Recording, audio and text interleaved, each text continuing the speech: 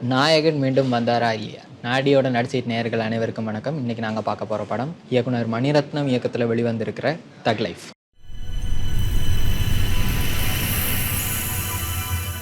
இயக்குனர் மணிரத்னம் மற்றும் கமலஹாசன் 38 வருஷத்துக்கு முதல்ல நாயகன் ஒரு கல்ட் கிளாசிக் மாஸ்டர் பீஸ் படம் ஒன்று எடுத்திருந்தாங்க. ஆனால் அதே மாதிரி இப்போ வந்திருக்கிற தக் லைஃப் இருக்கான்னு கேட்டால் ஹானஸ்ட் ஆன்சர் இல்லை.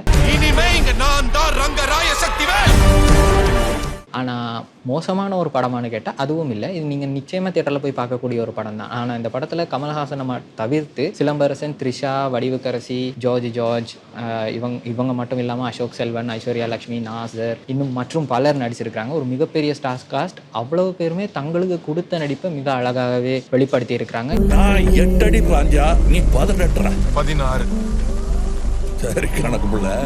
ரவி கே சந்திரன் தன்னுடைய ஒளிப்பதிவில் ஒவ்வொரு தி மணிரத்னம் ஃப்ரேம்ஸ் எல்லாத்தையும் அழகாக செதுக்கி இருக்கிறாரு. அந்த விதத்தில் படம் பார்க்கறதுக்கு அழகாகவே இருக்கு.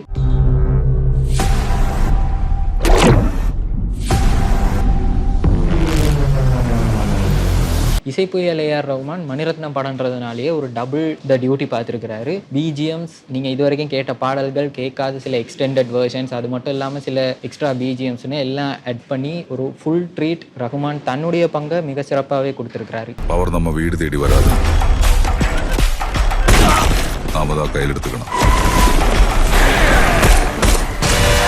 படம் அப்போ ஏன் அவ்வளவு நல்லா இல்லையான்னு கேட்டால் நல்லா இருக்குது. ஆனால் சில இடங்களில் படம் தொய்வாக இருக்குது. வழக்கமாக நாங்கள் அதை ஸ்லோ பேர்னர்னு சொல்லுவோம். ஆனால் அந்த ஸ்லோ பேர்னரும் இங்கே இல்லை. ஸ்லோ பேர்னராக இருக்கிற சில இடங்களில் வந்து எங்களுக்கு எமோஷனலாக ஏதாச்சும் ஒரு இம்பேக்ட் இருக்கும். ஆனால் இங்கே அதுவும் சில இடங்களில் மிஸ் ஆகிறதுனால படம் சில இடத்துல உண்மையாகவே அப்படியே படுத்துருது, பிறகு அங்கால எழும்பி போகுது. அந்த மாதிரியான ஒரு நிலைமை தான் இந்த படத்தில் இருக்குது. ஆக மொத்தத்தில் இந்த தக் லைஃப் எப்படி இருக்குன்னு கேட்டிங்கன்னா, பிரியாணி நல்லா இருக்குது, ஆனால் அரிசி ஒழுங்காக அவியலை.